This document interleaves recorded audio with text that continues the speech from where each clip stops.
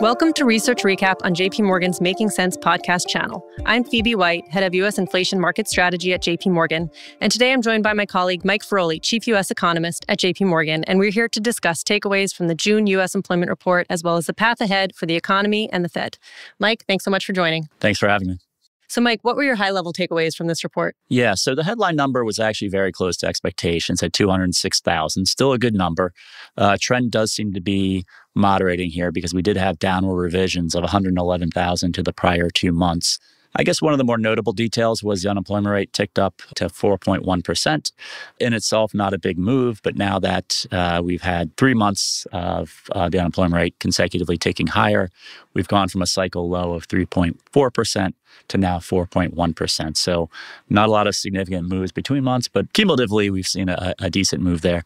Average hourly earnings came in at 0.3%, which was in line with the moderating trend we've seen. The year-ago number moved down to 3.9%, which is a not too worrisome number from an inflation perspective.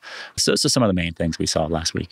Can you touch on maybe the composition of the hiring in that 206,000 number? We have seen a step down in the pace of private payroll gains, but the breadth still seems pretty strong. The diffusion index ticked up. What's your reading on the composition? So, we did get 70,000 government jobs, which is another strong number. And again, still being driven by a lot of state and local hiring. Private job growth looked more modest at 136,000.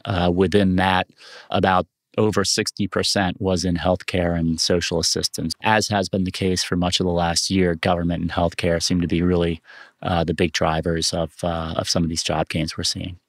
Okay, what are the growth implications from this number? Do you think it's consistent with the 2% GDP growth forecast you have for the second quarter? Yeah, I think so. We're probably tracking perhaps a little below 2%, given some of the other numbers we got last week, including the trade and the construction report. But overall, it feels like this is consistent with a relatively modest pace of GDP growth. So is this consistent with, I guess, a soft landing story? As you said, we also saw the step down in wage growth. Mm-hmm. Should wage inflation continue to cool? Is this all good news? Yes. So far, it does look consistent with a soft landing. Not only is wage growth slowing, we're seeing some of the forward-looking measures like the Indeed wage tracker look a little softer. So right now, it does look like things are on that soft landing path. I guess the only issue is, does the slowing continue, or do we stop this pace of deceleration right around here? And in that case, I would say that would be a very welcome outcome. So clearly the Fed has been putting a lot of attention on the JOLTS report, and we actually saw job openings tick higher in this last release. We've also seen the quits rate moving sideways for the last 7 months or so. Is there anything we should be taking from that report? So JOLTS did very modestly tick up from a downward revised level. The vacancy to unemployment ratio was unchanged at 1.2.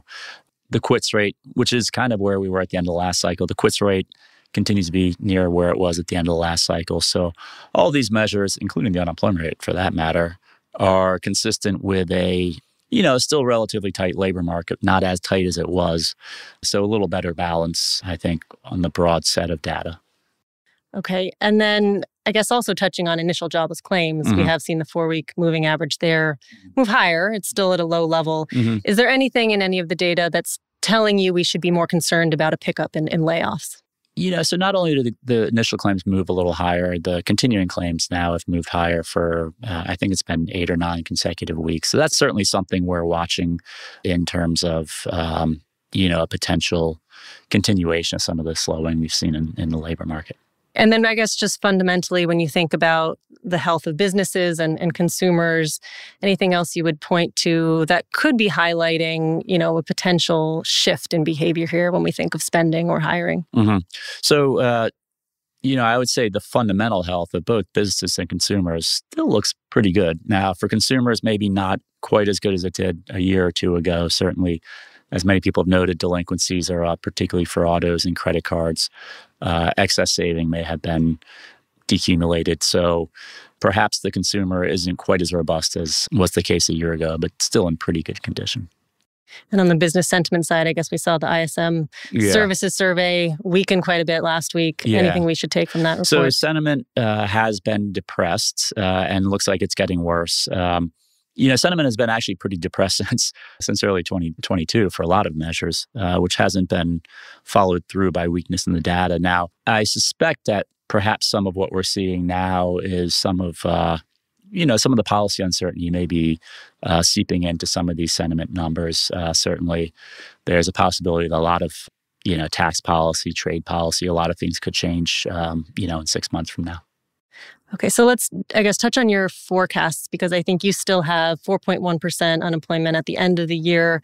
I'm just curious, is your expectation that we will see things stabilize, or is there any reason we shouldn't expect the unemployment rate to continue higher from these levels? I think the risk is that it drifts a little higher from here, particularly if some of those downside risks on GDP growth materialize. Next week we'll get retail sales, so get another checkup on the consumer.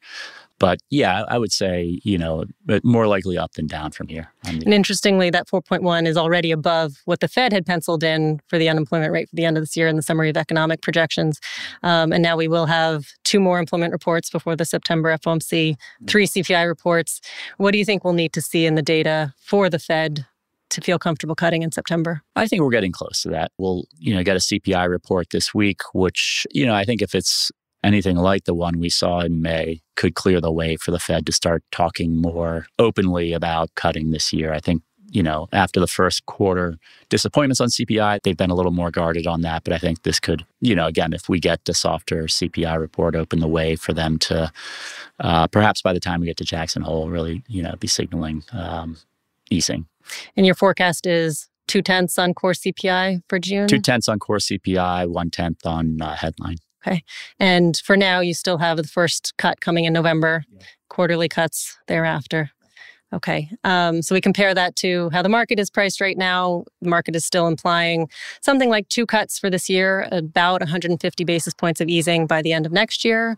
So a bit more than our own baseline forecast. But as you mentioned, risks do seem to be shifting around that. So against this backdrop, we think yields could probably trade in a range here through the course of the summer. We still have a year-end forecast for 10-year yields at 4.40. So with that, let me close. Mike, thanks so much for joining today. Thanks for having me. And thank you to our listeners for tuning in. We hope you join us again next month. For more research insights, visit jpmorgan.com/research. Thanks for listening to Research Recap. If you've enjoyed this conversation, we hope you'll review, rate, and subscribe to JP Morgan's Making Sense to stay on top of the latest industry news and trends. Available on Apple Podcasts, Spotify, Google Podcasts, and YouTube.